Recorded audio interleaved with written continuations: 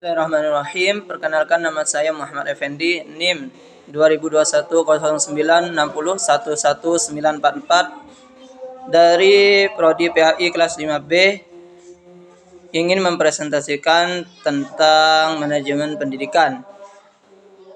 Yang pertama itu pengertian manajemen. Apa sih manajemen itu? Manajemen merupakan suatu proses yang kontinu yang bermuatan kemampuan dan keterampilan khusus yang dimiliki oleh seseorang untuk melakukan suatu kegiatan, baik secara perorangan ataupun bersama orang lain atau melalui orang lain dalam mengkoordinasi dan menggunakan segala sumber untuk mencapai tujuan organisasi secara produktif, efektif, dan efisien. Yang selanjutnya yaitu pengertian manajemen pendidikan. Secara sederhana, manajemen pendidikan adalah suatu lapangan dari studi dan praktek yang terkait dengan organisasi pendidikan. Manajemen pendidikan merupakan proses manajemen dalam pelaksanaan tugas pendidikan dengan mendayagunakan segala sumber secara efisien untuk mencapai tujuan secara efektif. Menurut Brubaker, education celebrates of as process of man achieve social adjustment to nature, dinyatakan bahwa pendidikan merupakan proses timbal balik antara kepribadian individu dalam penyesuaian diri dengan lingkungan pendidikan. Yang dimaksud dengan lingkungan pendidikan adalah suatu upaya yang diciptakan untuk membantu kepribadian individu tumbuh dan berkembang serta bermanfaat bagi kehidupan. Dictionary of Education mendefinisikan pendidikan sebagai 1. Proses seseorang mengembangkan kemampuan, sikap, dan tingkah laku dalam masyarakat.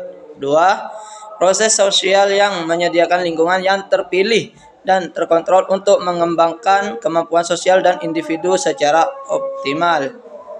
Jadi dengan demikian dapat disimpulkan bahwa pendidikan merupakan usaha yang diciptakan lingkungan secara sengaja dan bertujuan untuk mendidik, melatih, dan membimbing seseorang agar dapat mengembangkan kemampuan individu dan sosial.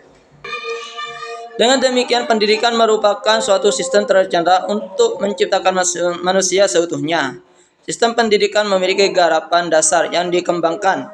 Di antaranya terdiri dari 1. Bidang garapan peserta didik, 2. Bidang garapan tenaga kependidikan, 3. Bidang garapan kurikulum, 4.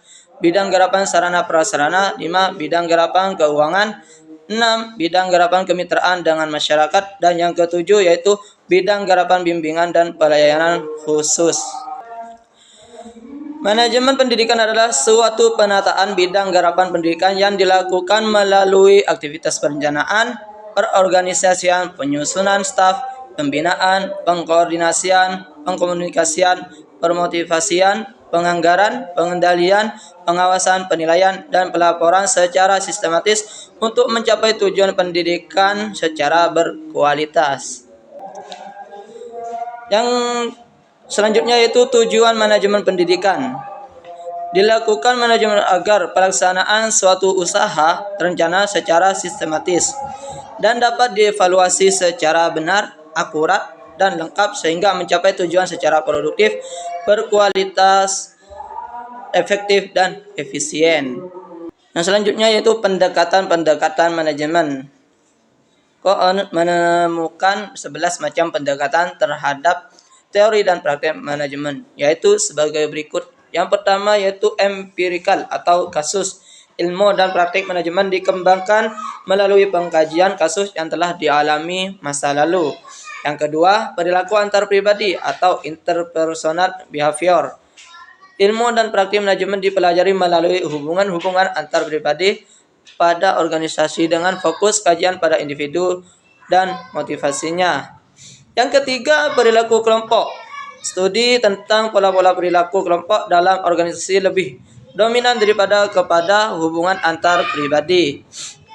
Yang keempat, sistem-sistem sosial kooperatif memadukan antara hubungan pribadi dengan kelompok. Yang kelima, sistem-sistem sosio-teknikal, bahwa sistem teknikal memberi pengaruh besar pada sistem sosial, sehingga perlu dikembangkan keterpaduan perhatian dan praktik secara simultan untuk keduanya. Yang keenam, teori keputusan atau decision theory, bahwa manajer adalah pengambilan keputusan sehingga pengembangan manajemen ada pada kemampuan dan keahlian mengambil keputusan.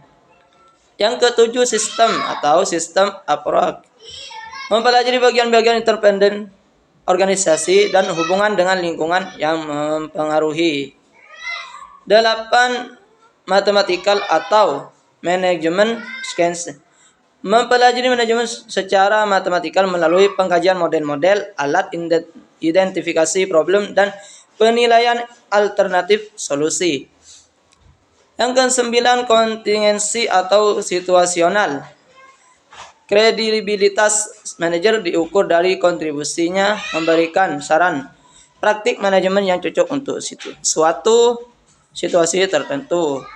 Yang ke-10, peranan-peranan manajerial, observasi yang dilakukan manajer untuk mengidentifikasi dan mengklasifikasi peranan-peranan yang bersifat umum bagi manajer. Yang ke-11 yaitu operasional, menggunakan konsep-konsep, prinsip-prinsip, teori serta teknik-teknik sebagai landasan dan menghubungkannya dengan fungsi atau proses manajemen.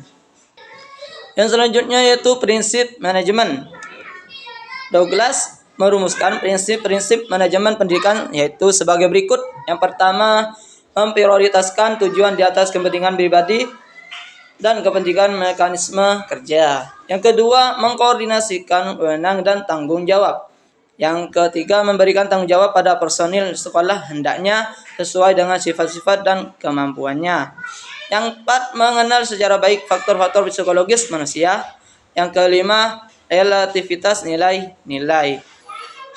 Jadi prinsip di atas memiliki esensi bahwa manajemen dalam ilmu dan praktiknya harus memperhatikan tujuan, orang-orang, tugas-tugas, dan nilai-nilai.